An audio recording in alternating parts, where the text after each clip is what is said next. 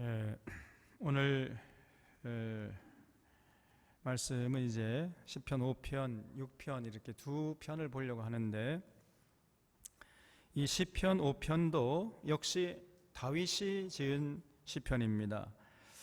지난주에 봤던 4편은 저녁에 하는 기도, 그래서 저녁 시편이라고 한다면, 오늘 이 5편은 아침에 주로 기도하는 아침 시편이라고 할 수 있습니다. 4편에서 그 핵심 구절, 그럼 지난주에 제가 말씀드렸잖아요. 그 5절 말씀, 시편 4편 5절에 보면 내가 누워 자고 깨었으니 여호와께서 나를 붙드심이로다. 이 구절 정말 이게 참 대단한 구절이죠.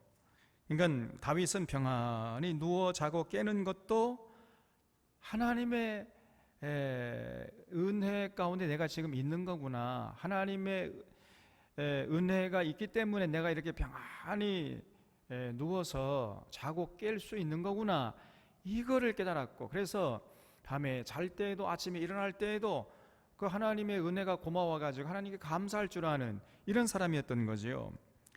지금 시편 4편의 삶의 자리는 어떤 상황이었냐면요, 우리가 뭐 아무런 문제가 없고 평안한 가운데서 비단잎을 덮고 잘 먹고 잘 사는 가운데서 했던 기도가 아니라 지금 천만인이 몰려와 가지고 자기를 둘러 에워싸고 진치고 있는 상황이었어요. 여러분, 1000만 명이 쳐들어왔다니까요. 1000만 명이 쳐들어와 가지고 다윗 한 사람을 잡으려고 에워싸 가지고 진치고 있는 그런 상황, 그런 상황에서도 내가 평안히 누워서 자고 깨었으니, 이게 하나님이 지금 나를 붙들어 주시는 증거가 아니고 또 다른 증거가 뭐가 있겠느냐, 이런 얘기인 겁니다. 여러분, 지금 이게 얼마나 대단한 거예요. 그래서 평안히 마치 아무리 없는 것처럼 평안히 누워서 자고 깨는 것도 이게 하나님의 은혜구나, 하나님이 지금 나를 붙들어 주시기 때문에 내가 이렇게 평안히 누워서 자고 깰 수 있는 거구나, 이거를 늘 깨달은 사람이에요. 여러분, 우리 공기가 너무 지금 맑은 위에 살고 있기 때문에 이 공기의 고마움을 모르잖아요. 한번 서울 가서 한번 살아봐요. 야, 서울도 여기 청계천 한번 가, 청계천 종로 5가 6가 한번 가보세요. 진짜 이 공기라는 게 소중한 거구나, 이 맑은 이런 지금 광야에 살고 있는 게 이게 얼마나 복된 거구나, 이거를 저절로 알게 되는 거거든요. 근데 우리가 너무나 평안하게 그냥 누리고 있으면요, 고마운 줄 모릅니다. 그래서 있을 때 잘해, 그런 얘기 있잖아. 있을 때 잘해. 사람도요, 저 사람이 있을 때는 고마운 줄 몰라요. 근데 그 사람이 없어 보면은, 야, 정말 그분이 귀한 분이셨구나, 그걸 알 수 있잖아요. 우리가 이렇게 날마다 누워서 평안히 깨고 자고 깨는 거, 이것도 하나님의 은혜임을 깨닫는 우리 사론의 교우들 되시기를 바랍니다. 이런 영적인 예민함이 좀 있어야 돼요. 그 평안한 가운데서가 아니라 고통 가운데서도 내가 평안히 단잠 자고 일어났다, 하나님이 날 지금 붙들어 주시는 증거구나, 이렇게 고백할 수 있어야 됩니다, 여러분. 그래서 제가 지난주에 숙제 내드렸는데, 여러분 숙제 하셨어요? 숙제가 뭔지 기억도 안 나지요. 저녁에 주무실 때 하나님 오늘 하루도 이렇게 평안한 삶을 마치게 하시고 평안하게 잠자리에 들게 하신 것 감사합니다. 내일 아침에 평안히 자고 깰 수 있도록 주님 도와주십시오, 이렇게 기도하고 주무시라 그랬죠. 숙제 했어요, 안 했어요? 항상 잠자리에 들기 전에 하나님 오늘도 하나님 주님 평안한 가운데 지켜주시니 감사합니다, 단잠 자고 내일 또 새날을 맞이하게 해주십시오, 이렇게 기도하고 주무시라고 말이죠. 그래서 이 시편 4편은 저녁에 드리는 기도시라, 이렇게 말씀드렸어요. 그래서 이 시편이 저녁 기도시라고 한다면 5편은 아침 기도시라, 그래서 아침에 일어나서 여러분 기도할 때 이 시편 5편을 참조해서 기도하는 게 중요해요. 우리가 시편 5편대로 기도하면요, 정말 여러분 멋진 인생이 펼쳐질 줄을 믿으시기 바랍니다. 그럼 시편 5편이 어떤 내용으로 되어 있는지 궁금해요, 안 해요? 궁금하지요? 그럼 어떻게 해야 됩니까? 읽어보면 되죠. 아, 다윗은 이렇게 아침에 일어나서 기도했구나. 이 다윗이 아침에 일어나서 기도한 내용이에요, 이게. 그 여러분, 우리가 다윗이 하나님의 은혜 가운데 늘 살았던 것을 기억하잖아요. 다윗이요, 다른 것이 아니라 아침마다 이렇게 하나님께 기도했던 거예요, 이게. 그래서 이 시편 5편이 굉장히 중요합니다, 이거. 그래서 우리가 이 시편 5편은 그 선교단체에서 이거를 복음성가로 만들어가지고 불러가지고 또 유명해진 시편이기도 해요. 여러분도 아마 많이 불렀을 겁니다. 그래서 제가 먼저 이 시편 내용을 살피기 전에 찬양을 할 테니까 한번 들어보세요. 여러분 다 알 거예요. 그 방송실 한번 띄워주시기 바랍니다.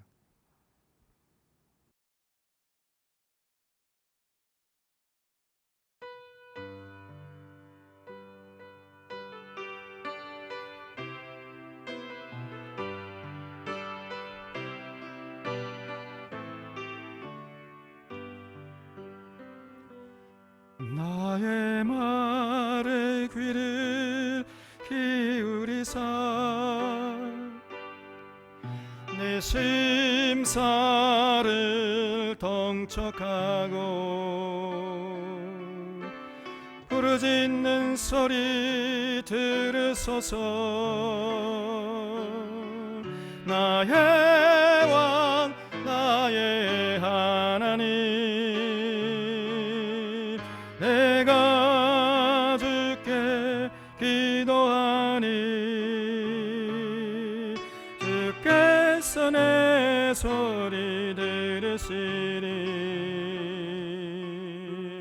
오 주여, 아침에 내가 기도하고 주께 바라리다.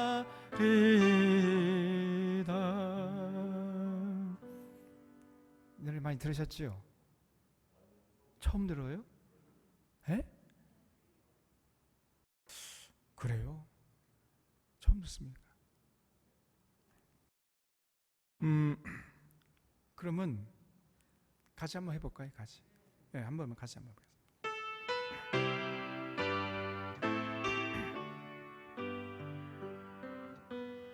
나의 말에 귀를 기울이사 내 심사를 동척하고 부르짖는 소리 들으소서. 나의 왕 나의 하나님, 내가 주께 기도하니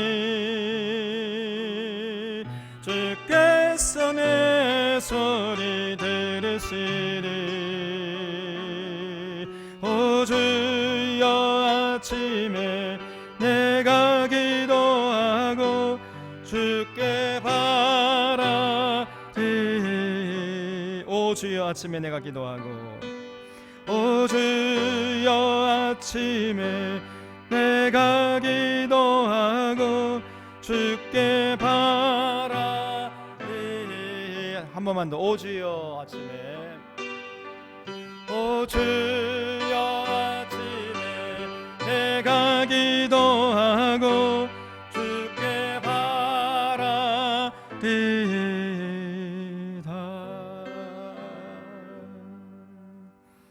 여러분, 아침에 기도하는 것, 저녁에 기도하는 것도 중요하지만은 더 중요한 것은요, 아침에 기도하는 것. 우리가 아침에 기도하고 네 기도한 것을 오늘 하루 이루어질 것을 하나님께 기대하는 겁니다. 아침에 기도한 사람만 오늘 하루 하나님께서 은혜 베풀어 주실 것을 기대할 수 있잖아요. 그래서 아침 기도가 중요합니다. 자, 그래서 다윗이 아침에 어떻게 기도했는가, 그 다윗의 기도 내용이 뭔가 하는 거 한번 살펴보겠습니다. 1절에 여호와여, 나의 말에 귀를 기울이사 나의 심사를 헤아려 주소서. 나의 왕 나의 하나님이여, 내가 부르짖는 소리를 들으소서. 내가 주께 기도하나이다.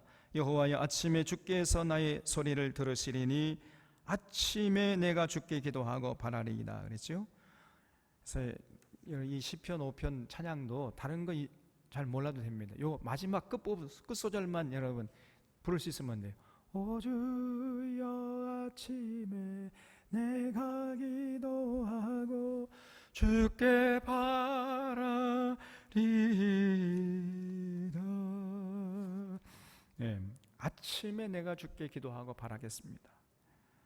그래서 다윗은요, 아침에 하나님께 기도했어요. 여러분, 아침에 하나님께 기도하고 하루를 시작하는 사람하고 그냥 세상 욕심에 따라서 그냥 서둘러서 일어나가지고 막 세상으로 뛰어나가는 사람하고 어떻게 그 삶이 같을 수가 있겠습니까? 그렇죠? 하늘과 땅만큼 차이가 나는 거예요. 그 삶 자체가. 하나님 의식하고 하나님의 뜻을 받들려는 마음으로 하루를 시작하는 사람하고 그저 세상 것에 휘둘려서 사는 사람하고 절대로 그 삶이 같을 수가 없는 것입니다. 그래서 아침에 일과를 시작하기 전에 기도하고 시작하고, 그 다음에 이제 밤에 다 마무리하고 잠자리에 들기 전에 기도하고 이제 잠자리에 들고, 이렇게 하는 거예요. 그러면 우리가 하루 종일 하나님과 동행하는 삶을 살 줄로 믿으시기 바랍니다, 여러분. 이게 정말 하루하루 주님과 동행하는 삶이 되는 거예요. 그래서 아침에 기도하고 시작하면은 오늘 하루 하나님이 나를 어떻게 인도하실까, 이 기대가 돼요. 아침에 내가 기도하고 바라리이다. 얼마나 아름다운 식구인지 알 수가 없는 겁니다. 내가 아침에 기도하고 바라겠습니다. 이 다윗이요, 그래서 참 다윗은 멋진 삶을 살았습니다. 4절에 그러면 다윗이 이제 아침에 기도한 내용이 4절 이하에 쭉 나오는데 한번 보겠습니다. 주는 죄악을 기뻐하는 신이 아니시니 악이 주와 함께 머물지 못하며 오만한 자들이 주의 목전에 서지 못하리이다. 주는 모든 행악자를 미워하시며 거짓말하는 자들을 멸망시키시리이다. 여호와께서는 피 흘리기를 즐기는 자와 속이는 자를 싫어하시나이다. 그래서요, 다윗은요, 자기가 섬기는 여호와 하나님이 어떤 분이신지를 분명히 알고 있었던 사람인 것을 여기서 알 수 있어요. 여호와 하나님은요, 결단코 죄악을 기뻐하시는 분이 아니시라는 겁니다. 잘 알고 있었어요. 또 악을 결코 용납하지 않는 분이심을 똑똑히 알고 있었습니다. 또 오만한 자들은 주의 목전에 설 수 없다는 것도 분명히 인식하고 있었어요. 그리고 우리 여호와 하나님은 행악자를 미워하시고 거짓말하는 자를 싫어하는 거예요. 우리 하나님은요, 거짓말하는 자를 아주 극도로 싫어하십니다. 그리고요, 우리 하나님 어떤 분이냐, 피 흘리기를 기뻐하는 자를 증오하시는 거예요. 함부로 이웃집에 쳐들어가가지고 그냥 강탈하고 약탈하고 해서 이웃의 눈에 피눈물 나게 만드는 이런 식으로 살아가는 이 거미 같은 인생, 그런 인생은요 아주 미워하시고 가증히 여긴다는 겁니다. 그래서 피 흘리기를 즐기는 자, 그리고 속이는 자를 싫어하시나이다. 이렇게 아침에 기도했어요. 여러분, 우리가 하나님을 섬긴다는 것은요, 하나님이 어떤 분이신 것을 분명히 알아야 된다는 것을 전제하고 있습니다.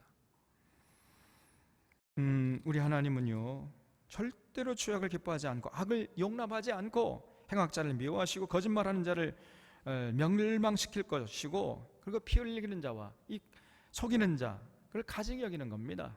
그런 자들 결단코 하나님이 설 자리가 없어요.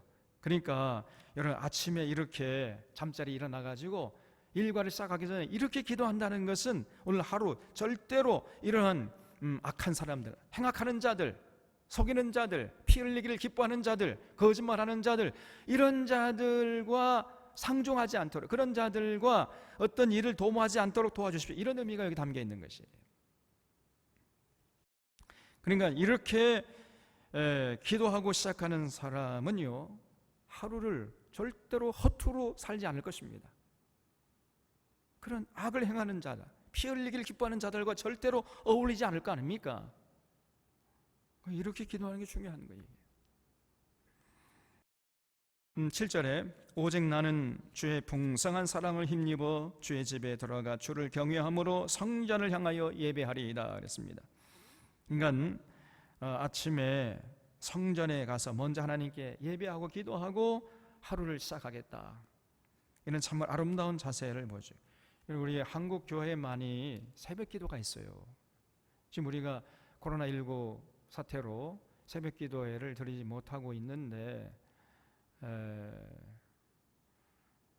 새벽 기도가 저는 참 힘들었어요. 저는 아침잠이 많은 사람이라 가지고 제가 제일 처음에 젊었을, 지금은 조금 낫습니다만 젊었을 때는요, 누가 이 새벽 기도 만들어 놔가지고 도대체가 그냥 새벽 기도만 없으면 좋겠다 그냥 이런 생각이 있었다니까요. 근데 우리 한국 교회는 이제 새벽 기도로 유명합니다. 근데 새벽 기도에 모이는 것도 중요한데 더 중요한 건 새벽 기도에 다윗처럼 기도해야 돼. 자기 잘 먹고 잘 살게 해달라고 그리고 세상 욕심 덕지 더 새벽 기도하면 할수록 더 세상 욕심을 벗어버려야 되는데 기도하면 할수록 세상 욕심으로 더 가득 차게 만드는 이런 식의 새벽 기도를 한다면 이거는 아무런 의미가 없는 것이죠. 지금 저 명성교회 보세요. 명성교회가 새벽 기도로 유명한 교회 아닙니까? 그런데 새벽에요, 그 명일동이라는 동네가요 시끌벅적해가지고 또 잠을 잘 수가 없다는 거예요. 그렇게 새벽에 사람들이 일어나가지고 기도하는데, 그런데 문제는 전부 다 바알 숭배자들이 더 세상 좋아하고 세상 썩어질 것 위해서 그냥 더 빨리 달려나가고 그렇게 만들어주는 그런 새벽 기도, 그런 새벽 기도라면요 아무리 쓸데없는 거 아닙니까? 다윗처럼 기도해야 돼, 다윗처럼. 그래서 우리가 지금 아침에 새벽에 나오지 못한다 할지라도요 집에서 이렇게 기도하시면 됩니다. 그래서 잠자리에 일어나기 전에 여러분 그냥 잠자리에서 잠옷 갈아입기 전에 다윗처럼 기도하세요. 그냥 다윗처럼. 그러면 족합니다. 그러면은 지금 우리가 성전에 가서 주를 경외함으로 성전을 향해 예배하고 시작하지는 않지만은 그렇게 하면 제일 좋겠지만은 그렇게 지금 못하는 형편에 집에서 잠자리에 일어나자마자 하나님께 다윗처럼 기도하고 하루 일과를 시작하는 겁니다. 그래서 오늘 하루도 주님 주시는 힘과 능력으로 주를 경외하는 마음으로 주님 살 수 있도록 이끌어 주십시오. 이렇게 기도하고 하나님 단잠 자게 하시고 이렇게 새날을 맞이해 주신 것 감사합니다. 오늘 하루도 주님과 동행하는 복된 날 되게 해 주시옵소서. 이렇게 간단히 기도하고 시작하는 거예요. 8절에 여호와여 나의 원수들로 말미암아 주의 의로 나를 인도하시고 주의 길을 내 목전에 곧게 하소서. 그들의 입에 신실함이 없고 그들의 심중이 심히 악하며 그들의 목구멍은 열린 무덤 같고 그들의 혀로는 아첨하나이다 그랬습니다. 지금 다윗의 주변에 구체적으로 어떤 사람들이 포진해 있는지는 밝히지 않고 있지만은 그러나 다윗의 원수로 행하는 사람들이 많이 있었던 것을 알 수 있어요. 여러분 이 권력을 잡잖아요. 그리고 높은 자리에 올라가잖아요. 그러면 그 주변에 사람들이 많이 모입니다. 사람들이 꼬여요. 그런데 그 권력 주변 언저리에 모여드는 사람들은요 조심해야 됩니다. 그 사람 자체를 사랑하고 존경해서 모이는 것이 아니라 그 사람이 갖고 있는 어떤 권력, 부귀 영화 이런 것을 보고 몰려드는 사람이 대부분이기 때문에 쉽게 말하면 똥파리들이 많아요. 그래서 그 입에 신실함이 없고 그런 사람들이 입에 신실함이 있겠습니까? 어떤 이 마음속에 어떤 꿍꿍이 속에 또 따로 있는데 입에 신실함이 없는 거예요. 그리고 심중에 그 마음이 심히 악하며 목구멍은 열린 무덤 같고 입을 열기만 하면은 해픈 웃음을 흘리면서 아첨하는 이런 사람들이 많았다는 거예요, 이 다윗이. 그래서 그런 사람들에게 절대로 휘둘리지 않을 수 있도록 하나님 도와주십시오. 이렇게 기도하고 하루 일과를 시작했던 거예요, 다윗이. 대단하지 않습니까, 여러분? 그래서 조금 세상 떵떵거리고 사는 사람, 출세한 사람, 또 높은 자리에 앉은 사람일수록 여러분 조심해야 됩니다. 아침에 기도해야 돼. 하나님, 오늘 하루 사는 동안에 입에 신실함이 없고 심중이 심히 악하고 목구멍은 열린 무덤 같고 입을 열기만 하면 해픈 웃음을 흘리면서 아첨하는 이런 자들의 말에 내가 유혹당하지 않도록, 내 마음이 홀리지 않도록, 나뉘지 않도록 하나님 도와주십시오. 이렇게 기도하고 하루를 시작해야 돼요. 이게 정말 중요한 겁니다. 그래서 다윗은요, 늘 이렇게 아침에 기도하고 하루를 시작했기 때문에 다윗은 그런 자들에게 휘둘려 살지 않을 수 있었던 겁니다, 여러분. 아무리 뭐 자기에게 다가와가지고 막 배가 어쩌고 저쩌고 막 아첨꾼들이 입에 그냥 막 꿀 발린 그런 소리를 한다 할지라도 절대로 거기에 혹해하지 않았습니다. 왜냐하면 아침에 기도했기 때문에. 10절에 하나님이여 그들을 정죄하사 자기 꾀에 빠지게 하시고 그 많은 허물로 말미암아 그들을 쫓아내소서. 그들이 주를 배역함이니이다 그랬지요. 다윗은요, 자기에게 다가와가지고 그냥 막 아첨하는 그런 사람들, 그들이 주를 배역함이니이다 이렇게 했어요. 오히려 호의를 가지고 보는 것이 아니라 굉장히 좀 뭐랄까요, 좀 비판적인 눈으로 바라보고 있었던 겁니다. 저 사람 마음속에 무슨 생각이 들어있을까? 참 이 다윗도 피곤했겠죠. 액면 그대로 이렇게 정말 믿을 만한 그런 사람들이 가득 찼으면은 참 좋을 텐데, 여러분, 이 정치 세계라는 권력의 세계가 그렇지 않습니다. 돈이 많고 높은 자리에 올라가면요, 절대로 그렇게 신의로 모든 일을 우리처럼 했다가는요 낭패당하기 십상이에요. 그래도 우리는 우리가 가진 게 별로 없으니까 내게 접근하는 사람이 꿍꿍이 속으로 접근하는 사람이 별로 없어요. 그렇기 때문에 우리는 그냥 액면 그대로 받아줘도 별로 손해가 나지 않는데, 많이 가지고 높은 자리에 앉고 권력을 행사하고 막 그러면요 온갖 사람들이 다 몰려오는 거예요 이게. 그래서 그 사람이 입에 말을 믿을 수가 없습니다, 여러분. 여러분 그런 높은 자리에 올라가 보지 않아 잘 모를 거예요. 저는 조금 좀 저도 높은 자리에 올라간 적이 없습니다만. 그래서 우리가 이렇게 늘 기도한 다윗의 그 기도가 필요한 것입니다. 그래서 그런 자들이 아무리 다가와서 그냥 달콤한 얘기를 속삭인다 할지라도 다윗은 추워도 흔들림이 없었습니다. 왜냐하면 다윗은 영적으로 깨어있고 기도하는 사람이었기 때문이었어요. 11절에 그러나 주께 피하는 모든 사람은 다 기뻐하며 주의 보호로 말미암아 영원히 기뻐 외치고 주의 이름을 사랑하는 자들은 주를 즐거워하리이다. 여호와여 주는 의인에게 복을 주시고 방패와 같은 은혜로 저를 호위하시리이다. 거기 방패와 같은 은혜로 저를 호위하시리이다. 그걸 줄 쳐보세요. 이 말이 정말로 참 멋진 내용입니다. 그러니까 은혜의 방패로 저를 호위하시리이다. 여러분, 우리에게요 반드시 있어야 할 게 뭡니까? 하나님의 은혜의 방패가 있어야 돼요. 그래야 그 원수 마귀의 그 불화살, 그 아첨하는 그런 사람들의 그 속임수에서 우리가 보호받을 수 있다니까요. 하나님의 은혜의 방패로 하나님 저를 호위해 주시옵소서, 이렇게 기도해서 다윗이요. 근데 이렇게 은혜가 뭡니까? 우리가 교회 오면은 은혜 주십시오, 은혜 받았습니다, 은혜란 말을 많이 하는데 은혜가 뭡니까 물어보면 대답하는 사람이 100명 중에 1명도 있을까 말까요? 은혜가 뭡니까? 그리고 은혜 받았다 말 많이 하잖아요. 은혜가 뭐예요?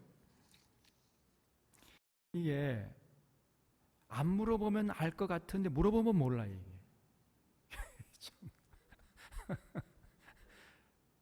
은혜가 뭐냐면요, 지극히 높으신 이의 능력이 나를 덮는 겁니다. 이게 은혜예요.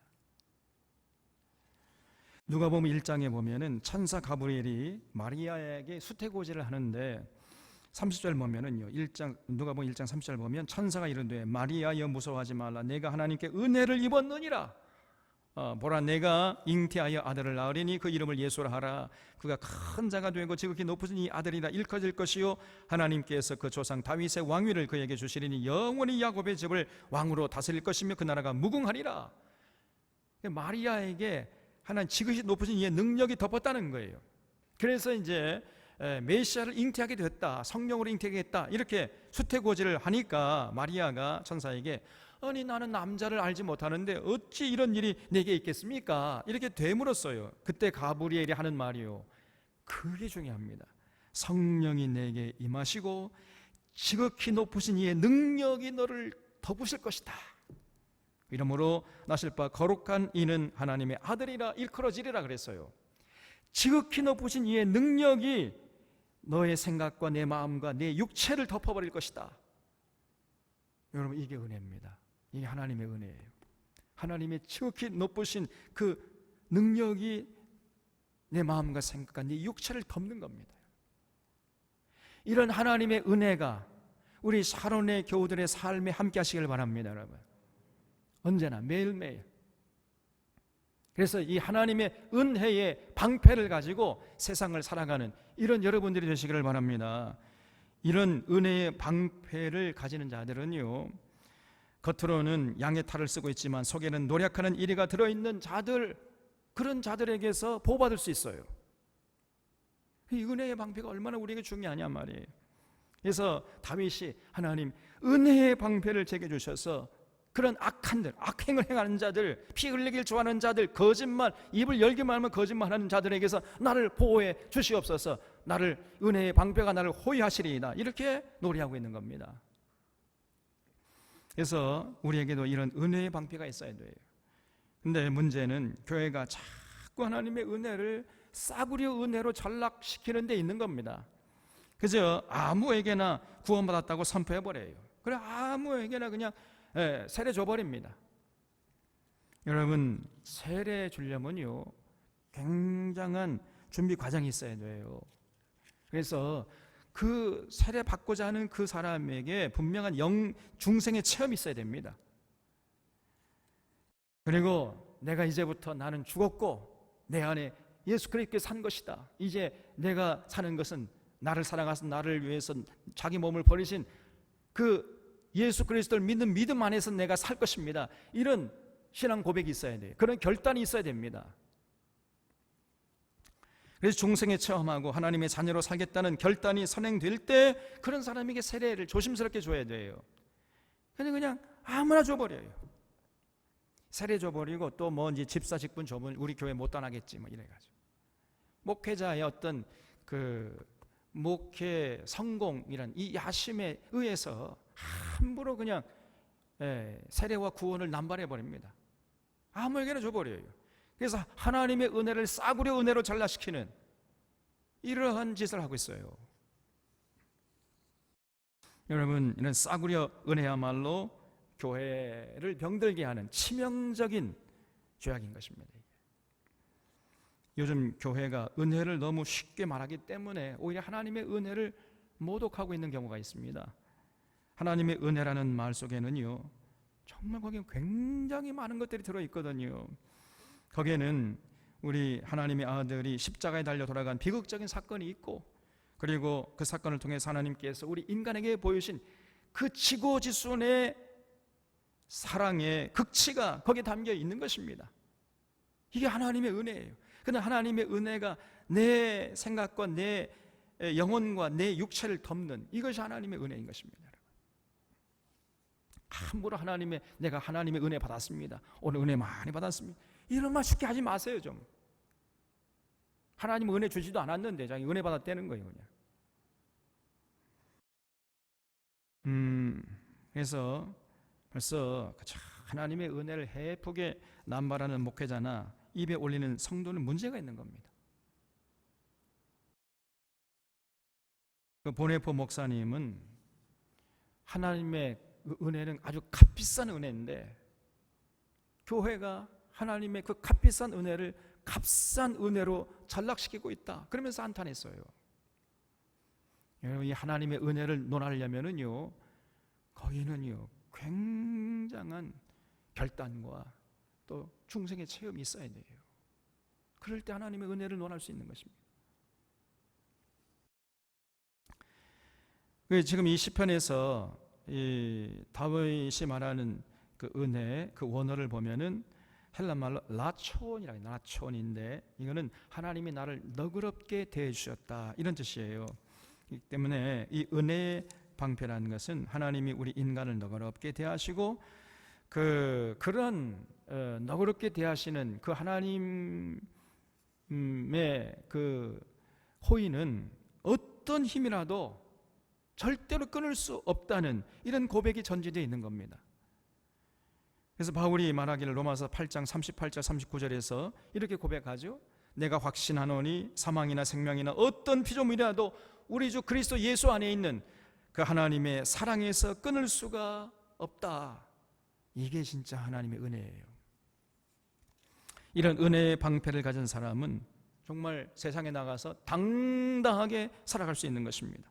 이런 은혜의 방패를 가졌기 때문에 다윗이 그렇게 참 많은 원수들 대적들이 일어나고 굉장한 일들이 있었습니다마는 그러나 용기 있게 담대하게 당당하게 헤쳐나갈 수 있었던 거예요. 이 은혜의 방패, 이게 중요합니다. 하나님이 나를 지켜보시고 나를 권능의 오른손으로 붙잡아 주고 계시고 하나님께서 그 권능의 손을 들어서 내 삶을 지키시고 보호하신다. 이 은혜의 방패가 내게 있다. 이런 믿음을 가졌던 사람이 다윗이었어요. 여러분, 여기에 기독교가 있는 겁니다. 이 불교적 사고를 가지고서는 이게 도저히 이해가 안 되고 설명할 길이 없는 거예요. 이게. 여러분, 불교는요, 불교의 목표가 뭐지요? 내가 뭐가 돼야 돼? 부처가 돼야 돼. 내가 부처가 되는 겁니다. 내가 부처가 되려고 그렇게 끊임없이 수양을 쌓으려고 하는 거예요. 그래서 내가 부처가 돼야 돼. 그 108번뇌에서 벗어나가지고 내가 스스로 내 능력을 가지고 이제 그런 세상 사는 동안에 108번뇌에서 벗어나서 내가 부처가 되겠다. 그러려고 그렇게 그냥 고행정진하고 수양을 쌓고 그렇게 하려고 하는 것입니다. 그러나 기독교에서는요, 내가 부처가 되지 않아도 내가 내 속에 어떤 그런 굉장한 세상적인 고통을 끊어낼 수 있는 능력이 없다 할지라도 하나님이 나를 붙잡아 주시고 하나님의 은혜를 내가 공급받을 때 얼마든지 그런 세상적인 어려움과 고통을 이겨낼 수 있다. 이것이 기독교인 것입니다. 여호수아를 보세요. 여호수아가 이제 모세의 시종이었잖아요. 그러다가 모세의 후계자가 되었을 때 굉장한 두려움이 엄습해왔습니다. 야, 200만 명이 되는 저 사람들을 어떻게 내가 내 능력을 가지고 가나안 땅, 그 적과 꿀이 흐르는 땅까지 이끌어낼 수 있을까? 굉장한 어떤 그 책임감과 두려움이 몰려왔던 거예요. 그때 하나님께서 임하셔가지고 여호수아야, 너 걱정하지 마라. 너 마음을 강하게 하고 담대히 하라. 두려워하지 말고 놀라지 말아라. 왜냐? 내가 너와 함께 하겠다. 그렇게 말씀하셨습니다. 이 하나님의 은혜입니다. 그러면서 한 가지 딱 조건을 내밀었죠. 모세가 너에게 전해준 시내산 언약을 지켜라. 그러면 네가 어딜 가든지 내가 너와 함께 할 테니까 너의 마음을 강하게 하고 담대히 하라. 두려워하지 말고 놀라지 말아라. 이렇게 말씀했습니다. 여러분, 이것이 기독교예요. 우리의 능력은 없어요. 그러나 하나님께서 능력을 가지고 나를 지키시고 보호하시고 은혜의 방패로 나를 호위하신다. 이것이 기독교예요. 결국은 여호수아는 이런 믿음을 가지고 이스라엘 백성들을 가나안 땅으로 인도할 수 있었습니다, 여러분. 그래서 결코 여호수아는 수양과 덕행의 결과가 아니고 실수와 약점을 가진 인간이었지만은 하나님이 나와 동행하시고 은혜의 방패로 나를 호위하신다는 이런 믿음을 가지고 용기와 담대함으로 그 사명을 잘 감당해냈던 것이에요. 다윗도 마찬가지였습니다. 자신을 하나님께 맡기는 믿음을 가지고 다윗은 그 어려운 삶을 살 수 있었던 거죠. 하나님이 나를 은혜의 방패로 보호하실 것이다. 그래서 다윗은요, 그런 하나님을 철저히 믿었습니다. 그래서 하나님이 내 발을 암사슴 발처럼 해가지고 내가 산등성이를 넘나이다, 이런 표현을 했어요. 다윗이 마치 암사슴이 산등성이를 훌쩍 뛰어넘는 것처럼 하나님께서 자신의 발을 그렇게 힘차게 했다는 거예요. 은혜의 방패로 자신을 둘러가지고 그래서 모든 것을 이겨내게 하셨다면서 이렇게 고백하고 있는 것을 보게 됩니다. 그래서 이렇게 은혜의 방패를 가지고 하루를 시작하는 사람과 그렇지 못한 사람, 절대로 그 삶이 같을 수가 없어요. 자, 그러면 우리 사랑하는 사랑의 교우님들도 반드시 은혜의 방패가 필요하겠지요? 은혜의 방패를 가지고 싶으시죠? 은혜의 방패가 있어야 되겠습니까? 없어도 되겠습니까? 여러분의 힘으로 온 세상을 그냥 하나님 뭐 도와주지 않아도 내 혼자 힘으로 다 살아갈 수 있다고 자신할 수 있겠습니까? 은혜의 방패가 필요하지요? 그럼 어떻게 하면 은혜의 방패를 여러분이 소유할 수 있겠습니까? 그 비결이 뭐라고요? 언제 기도한다고? 아침에 주께 기도하고 바라면 가능하다. 아침에 일과를 시작하기 전에 아침에 주께 기도하고 바라는 것이 은혜의 방패를 얻는 길이다. 그래서 오늘 하루 모든 유혹과 실수와 위험과 위협 속에서 하나님 저를 지켜주시옵소서 이렇게 기도하는 겁니다.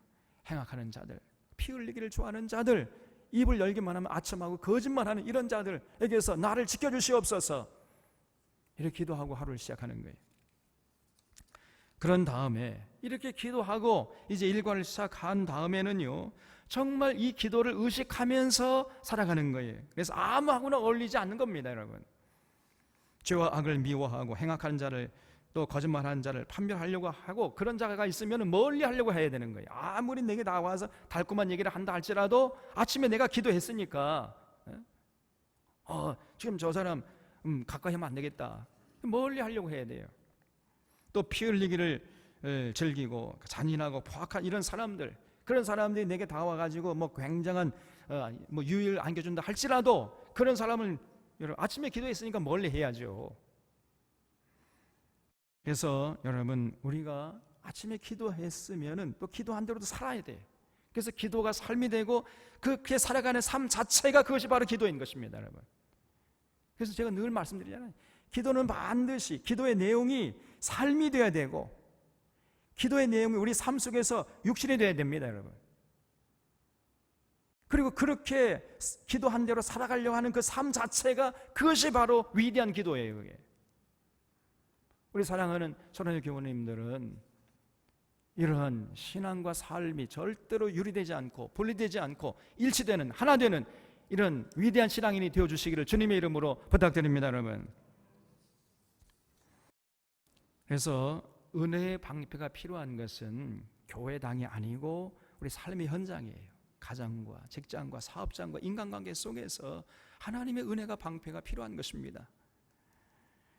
우리의 일상생활 속에서 온갖 악과 위험이 상존하고 그것들과 싸워야 하는 이 세상, 우리 삶의 자리에서 진실로 은혜의 방패가 필요한 것이에요. 그래서 그런 은혜의 방패를 가지고 하루하루 세상에 나가서 살아가는 이런 자들, 그런 자들은 정말 날마다 승리하는 삶이 될 수 있고요, 당당하게 담대하게 정말 복되게 가치 있게 살아가는 인생이 되는 겁니다. 그래서 여러분들 오늘 우리 찬양 마지막 끝부분 끝소절만 한번 해볼까요? 오 주여 아침에 내가 기도하고 주께 바라리다.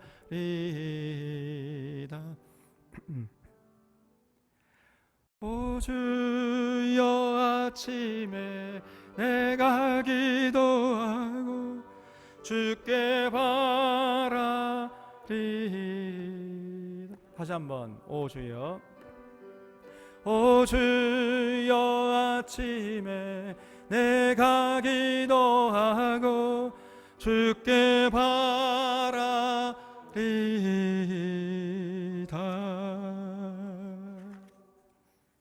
다윗처럼 다윗이 했던 내용으로 아침에 기도하고 일과를 시작하는 여러분들이 되시기를 바랍니다.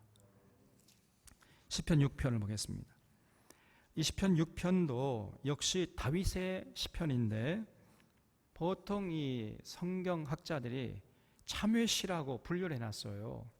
근데 사실 이 시편 내용을 더 자세히 들여다보면은 참회하는 내용으로 되어 있다기보다는 그 존재 자체에 대한 회의를 느낄 만큼 심각한 고통을 체험하고 있는 상황 속에서 정말 사는 것보다 죽는 것이 더 낫겠다고 하는 이런 정말 심각한 상황 속에서 어떻게 절망하지 않고 그걸 버텨낼 수 있었는가 하는 것을 노래하고 있는 겁니다. 그런 모습을 우리에게 보여주고 있는 것이 이 시편 6편의 말씀이에요. 1절에 보겠습니다. 여호와여 주의 분노로 나를 책망하지 마시오며 주의 진노로 나를 징계하지 마옵소서. 여호와여 내가 수척하였사오니 내게 은혜를 베푸소서. 여호와여 나의 뼈가 떨리오니 나를 고치소서 그랬죠. 지금 다윗은요 뼈가 떨린다는 거예요. 여러분 뼈가 떨리는 경험 한번 해봤습니까? 한번 해보실래요?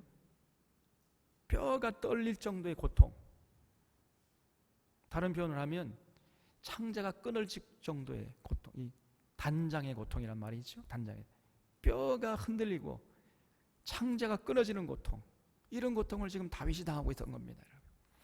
어떤 상황 속에서 이런 고통을 당하고 있는지 정확하게 이렇게 기록되어 있지 않아서 모르겠습니다만은 다윗의 삶 속에서 이런 고난을 당하는 경우가 여러 번 있었어요, 사실은.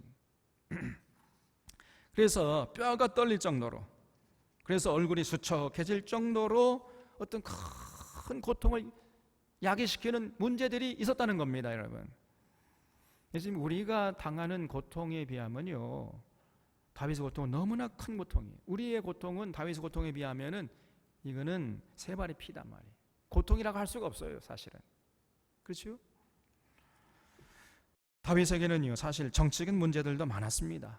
또 가정적인 문제도 많았어요. 그래서 이 큰아들이었던 그 다윗의 기력의 시작이었던 이 암논이 다말을 성폭행하고 그를 이제 알고 그 셋째 동생이었던 압살롬이 자기 큰 형이 암논을 그냥 칼로 죽여버렸죠. 그냥 이놈의 새끼, 그냥 내 동생을 네가 성폭행했어? 이러면서요. 아니 오빠가 자기 동생을 성폭행하고 밑에 동생이 또 그 큰 형님을 그냥 칼로 죽여버리고, 이게 다윗의 가정이었어요. 이런 가정 우리가 뭐라 그러죠? 예? 콩가루 집안이에요. 콩가루 집안. 다윗의 집안이 콩가루 집안이에요. 얼마나 여러분 고통스러웠습니까? 그리고 그것으로 그치는 게 아닙니다. 나중에 이제 압살롬이 또 예루살렘 돌아와가지고 5년 만에 자기가 왕이 되겠다고 해가지고 쿠데타를 일으켰습니다. 다윗이 자기 셋째 아들 칼날을 피해가지고 도망치는데 너무나 황급해가지고 머리를 풀어 헤치고 신발실을 겨를도 없이 맨발로 도망쳤어요. 울면서. 그리고 뭐 간신히 쿠데타를 진행했습니다만은 또 나중에 이제 넷째 아들이었던 아도니아가 또 이제 자기가 왕이 되겠다고 또 쿠데타를 일으키고 또 우리아의 아내 밧세바를 범해가지고 뭐 엉망진창이 되고 말이에요. 이렇게 다윗의 삶 속에는 끊임없는 사고가 터졌던 것입니다. 그러니까 뼈가 떨리고 얼굴이 상할 정도로 수척해졌던 거예요. 그래서 지금 다윗은요, 육체의 건강이 심하게 상할 정도로 큰 고통을 당했지만은 더 큰 고통이 있었으니 그게 뭐냐? 여러분, 정신적인 고통이에요. 이게 육체의 고통보다 더 큰 고통이 정신적인 고통인 겁니다. 그래서 다윗은 마음이 아파요. 정신적으로 큰 고통을 당하고 있었습니다. 그래서 다윗이 고통, 자신의 그 상황을 이제 지금 하나님께 하소연하고 있는데 더 큰 고통이 있었습니다. 또 3절에 보면 나의 영혼도 매우 떨리나이다 그랬어요. 나의 영혼도 매우 떨려. 거기 두셔보세요. 나의 영혼이 떨려. 지금 뼈만 떨리는 게 아니라 육체적인 고통뿐 아니라 정신적인 고통뿐 아니라 영혼의 고통까지 지금 심하다는 거예요. 이게 나의 영혼도 매우 떨리나이다. 여호와여 어느 때까지니까? 여호와여 돌아와 나의 영혼을 건지시며 주의 사랑으로 나를 구원하소서. 사망 중에서는 주를 기억하는 일이 없사오니 세월에서 주께 감사할 자가 누구니까? 내 영혼이 지금 떨린다는 겁니다. 그러니까 여러분, 지금 여기 마지막 무슨 말이에요 이게? 사망 중에서는 주를 기억하는 일이 없사오니 수월에서 주께 감사할 자가 누구니까? 무슨 말이냐면, 하나님, 제가 죽어버리면 하나님께 감사치도 못하지 않겠습니까? 그러니 하나님 제발 저를 버리지 말고 살려주시옵소서. 이런 얘기입니다 지금 이게. 아니 내가 수월에 빠지면 주께 감사할 수가 없지 않습니까? 에? 하나님 마음대로 하세요. 나를 죽이려면 죽이십시오. 그냥 나를 저주하려면 하시고 나를 그냥 버리려면 버리십시오. 그러면 제가 주님께 감사하지 못하지 않겠습니까? 알아서 하십시오. 이럴 정도로 좀 심하게 말하면 배째라죠 그냥. 그러니까 지금 다윗은요 하나님께 버림받을 것 같은 그런 느낌을 가졌어요. 그런 영혼의 고통이 심했던 사람이 바로 다윗이었습니다. 여러분 우리에게 다가오는 고통은요 세 가지입니다. 육체의 고통이 있고요, 정신적인 고통이 있어요. 그 다음에 영적인 고통, 세 가지 고통이 있는데 이 세 가지 고통 중에서 가장 큰 고통이 어떤 고통일까요? 영적인 고통이에요. 육체의 고통은 제일 핫발이에요. 정신적인 고통이 굉장히 큰 겁니다. 그래서 사람들, 연예인들이 왜 자살합니까? 그 인기를 많이 누린 연예인들이 왜 자살하는 거예요? 에? 정신적인 고통이 심하기 때문에. 악플을 달아보세요. 그럼 내가 사람들에게 인정받지 못하고 버림받았다. 이런 정신적인 고통이 삶의 의욕을 완전히 꺾어버리는 거예요, 여러분. 육체적인 고통은 별거 아닙니다. 정신적인 고통이 굉장히 심한. 근데 이 정신적인 고통보다 더 심한 고통은 영적인 고통. 내가 하나님에게 버림받으면 어떡할까? 그 두려움에서 오는 고통, 이 가장 큰 고통이에요. 지금 다윗에게 그 영혼의 고통이 몰려왔다는 거예요. 이 영혼이라는 말은 참 이게 추상적인 개념이에요. 근데 인간에게는요 영혼이라는 것이 분명히 있습니다. 인간에게만 있어요. 이런 짐승들에게는 영혼이 없습니다. 영혼은요 한마디로 말하면 하나님과 접촉할 수 있는 인간의 지성소라고 정의할 수 있어요. 인간이 하나님을 만날 수 있는 그 지성소가 어디 있냐? 이 영혼이야. 영혼이 하나님을 만나는 인간의 지성소란 말이에요. 그러니까 하나님께서 우리 인간을 만나준 장소가 바로 이 영혼이라는 장소란 영혼. 그 영혼이 어디 있습니까? 우리 육체 중에서 영혼이 어디 있을까요? 생각하지 않으셨죠? 안 해보셨죠? 이 인간의 영혼이 어딘가 있어요. 여기에 바로 거기서 하나님을 만나는 장소가 되는 거예요. 인간에게만 영혼이 있습니다. 다른 피조물이 없어요. 그렇기 때문에 다른 피조물들은 하나님을 찾지 않아요. 그러나 인간은 영혼을 가지고 있기 때문에 하나님을 찾습니다. 그래서 기도는요 영혼의 호흡이라고 하지 않습니까? 기도하지 않으면 영혼이 그냥 질색에 죽어버려요. 하나님의 말씀을 듣는 것도 일종의 우리 영혼의 활동이라고 할 수 있습니다. 우리 하나님 말씀을 잘 안 들어보세요. 우리 영혼이 죽어버립니다, 여러분. 그래서 이 영혼이 만족하고 평안해야 참 행복을 누릴 수 있는 이런 존재가 인간이에요. 그래서 반대로 하나님과의 관계가 원만치 못해가지고 영혼이 평안치 못하면, 그래서 하나님께 버림받을 것 같은 이런 두려움이 엄습하거나 아니면 하나님의 존재조차 인식하지 못하고 살아가는 이런 사람은 절대로 행복을 누릴 수가 없는 겁니다. 지금 다윗의 문제는 여러 가지 육체적인 정신적인 고통도 심했지만은 가장 큰 고통은 내가 지금 하나님께 버림받지 않을까 하는 이런 영적인 고통이었어요. 그래서 내 영혼이 떨리나이다 이렇게 고백하고 있는 겁니다. 6절에 내가 단식함으로 피곤하여 밤마다 눈물로 내 침상을 띄우며 내 요를 적시나이다 그랬어요. 여러분 이게 참 시적으로 참 멋있는 표현이죠. 다윗은 육체적으로, 정신적으로, 영적으로 그 고통을 당하면서 밤마다 그냥 고통을 당해가지고 하얗게 밤을 세웠던 겁니다. 근데 그렇게 하얗게 밤을 세울 때 다윗은 뭐 했느냐? 원망하고 저주하고 막 절망하고 그러지 않고요. 눈물로 하나님께 나가서 기도한 거예요. 그래서 다윗이 눈물로 내 침상을 띄우며 내 요를 적시나이다 그랬어요. 야, 이 표현이요 조금 뻥이 좀 들어있어요. 아니 우리 몸에 있는 물을 다 빼내도 침상을 띄울 수 있습니까? 없습니까?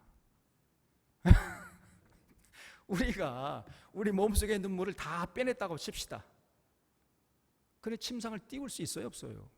못 띄우죠. 근데 다윗은 내가 눈물로 내 침상을 띄운다, 이렇게 표현하고 있잖아요. 내 요를 적시나이다. 아무리 눈물 많이 흘려봤자 요가 적시십니까? 저는 감기를 이제 환절기가 되면 감기를 종종 앓는데 그 고열 막 39도 40도에 땀이 뻘뻘 흘려도 요가 절대로 적셔지지 않습니다. 그냥 벽에만 조금 젖을 정도 땀이 나고 그 말아버리는데 다윗은 눈물로 침상을 띄운대. 이게 산문이었다면 이게 과장인데 시적인 표현이니까 용납될 수 있는 거예요. 이게 시의 능력이에요, 여러분. 그래서 이 표현은 뭐냐면 그만큼 다윗이 눈물을 많이 흘렸다는 얘기죠. 꼭 뭐 내 침상을 띄운다는 얘기가 아니고 그만큼 내가 고통을 많이 당해가지고 낙심하고 절망할 수 없었지만 다윗은 그냥 낙심하고 절망하고 원망하고 그런 것으로 그치는 것이 아니라 그때 하나님께 나가서 눈물로 기도했다는 겁니다, 다윗이. 그래서 그 어려움을 이겨냈다는 거예요. 여러분, 눈물로 침상을 띄울 정도로 그렇게 많이 눈물을 흘리면 얼마나 울어야 됩니까? 한번 생각해 보세요. 그 정도로 다윗은 눈물을 많이 흘렸어요. 다시 말하면 그렇게 하나님께 간절히 기도했다는 겁니다. 그래서 여기 7절에 보면 내 눈이 근심으로 말미암아 쇠하며 내 모든 대적으로 말미암아 어두워졌나이다. 지금 눈이 쇠하고 어두워질 정도로 그렇게 큰 걱정과 근심과 고통이 찾아온 그런 상황이었습니다. 거기 내 모든 대적이라고 있잖아요. 내 모든 대적으로 말미암아 내 눈이 어두워졌나이다 그랬죠.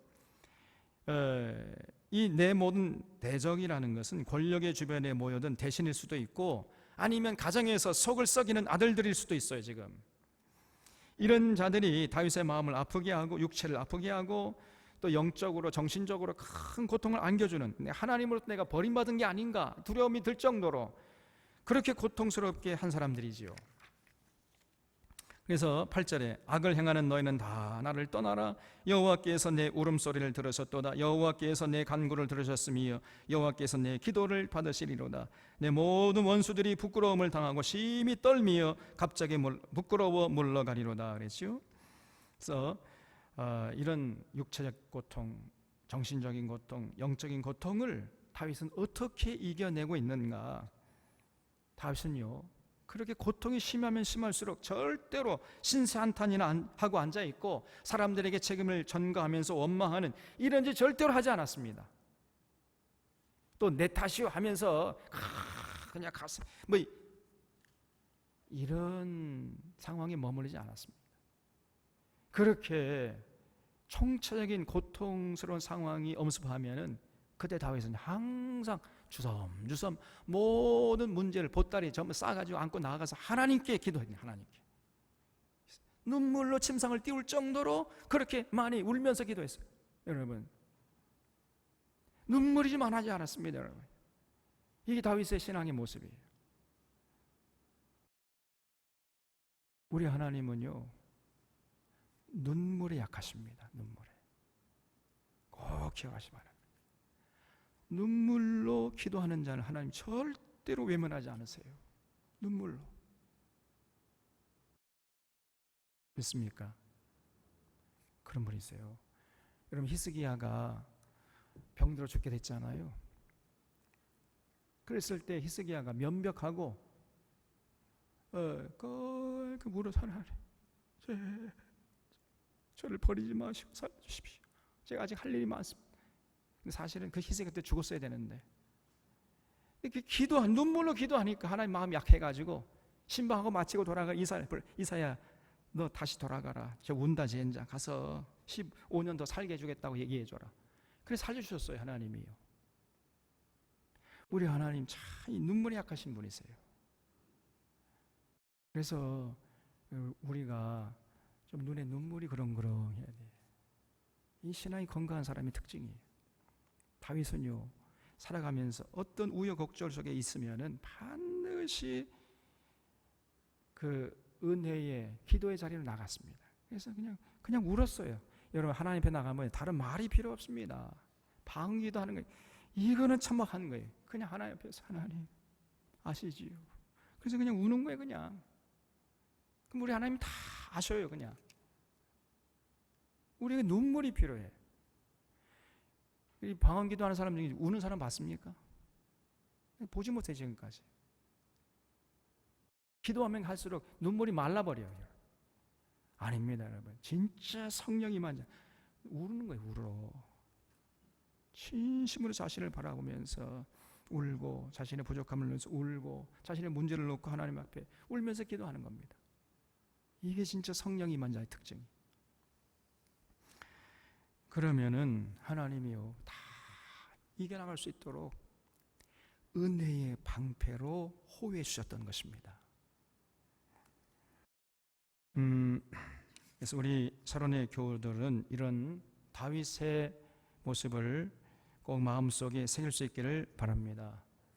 아침에 기도하고 또 저녁에 일과를 마친 다음에 기도하고 잠자리에 들고, 그리고 그래서 은혜의 방패를 가지고 살아가는 이런 자들. 그래서 어떤 문제가 생기면 사람 바라보거나 또 상황이나 어떤 형편을 원망하거나 또 좌절하거나 이런 자가 아니라 하나님 앞에 나가서 눈물로 침상을 띄우는 그런 자들이 다 되시기를 바랍니다.